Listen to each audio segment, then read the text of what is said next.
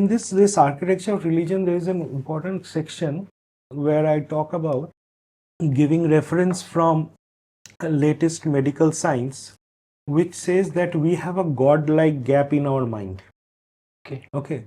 So God is a necessity for the brain, for the mind. Are we born spiritual? Is that the same Kind of section? that, yeah. Okay. But there is a lot of tests that has happened, which actually takes us say that we are born spiritual. There is no way of getting out of it. Okay. Means God is a catch-all term. Don't take it in the sense. It's more of a spiritual. We are born for being spiritual, and if you are not able to satisfy that, that's a lacking, and that's a apurna that remains in our life.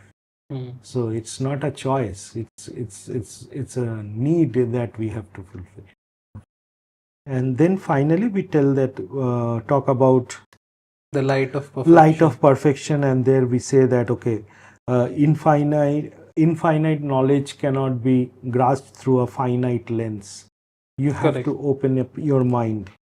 And then we move on to talk about the infinite Ishwara and infinite Brahman, the states of consciousness, the trinity of body, mind, and consciousness. Again, this three-tier structure that comes repeatedly, where soul acts as a bridge, and love as a freedom from limited ego. And then we finally come up with a model of the spider's web of existence that is being referred in the Upanishads as well. And then I had made a small attempt to bring all those things together as a part of these, so that there is a lot of ambiguity, because a lot of scriptures say different ways. There is same thing is being have 10 different names, right? So what is applicable at when? So that model of reality is being created. And finally, we have a section where we talk about the involution of man into divine. So that's another Rishi Aurobindo has emphasized that fact multiple times and all throughout his life. That involution, the matter has to be dissolved in that conscious thing, and that's when man becomes divine. So this image primarily talks about puts it into a axis of time and space. Okay. On your y-axis you have space, Akash, and on your x-axis you have time or Yama. And then you have causality as the third axis. The asat part, the non-existent part, is giving birth to the existent part. So continuously there is a churn, which is non-existence, which is devoid of light. So as to say, the blank space in the universe. Yes, that is continuously giving birth to the sat or matter in that sense. And this is the entire domain of Ishwara. Brahman is above that, and this is Purush is also outside this orb. Outside this, outside Purush is outside this world, and this Prakriti, this entire field is the field of Maya. So long as we are in this orb, we are in Maya. Part of it is Asat, and the part is Sat. And this is the total energy content of the universe. And then the universal laws are maintained with rhythm, which is unchanging. This is what it talks about. So then there's another figure, the spider web, giant wheel of reality.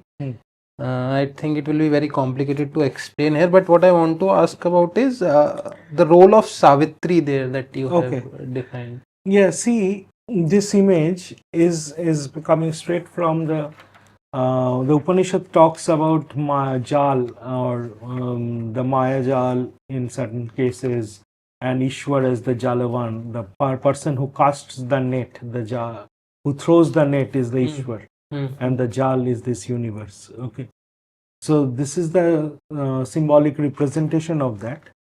Yeah, it is divided into 8 quadrants where we say, okay, nature, knowledge, religion, consciousness, and in each it's divided into 5 parts as a Pancha kosha. So, Okay. it has a Pancha kosha.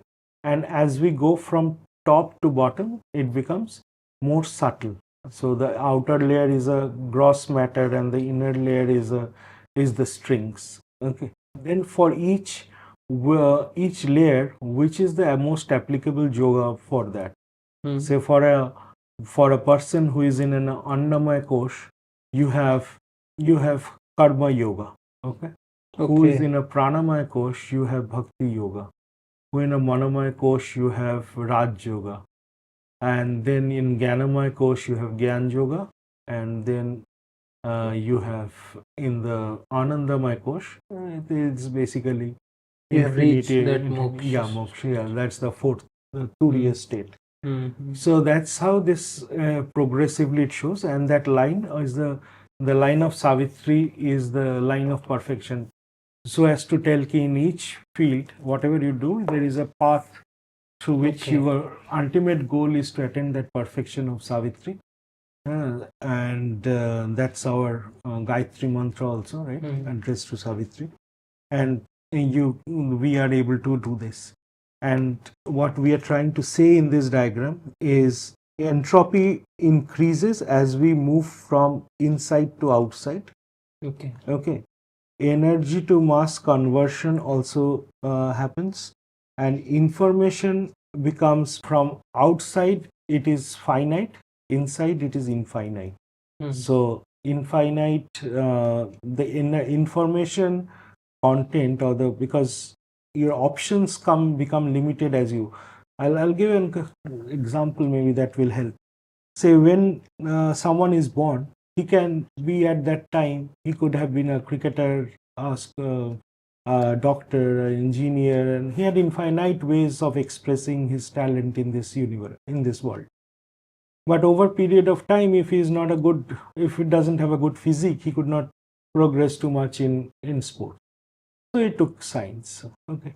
In science, then he took either biology or physics, and depending on what he chose, or engineering, he moved in a particular path. So at your start, you had the infinite potential, but as you're aging day by day, then he gets into a job.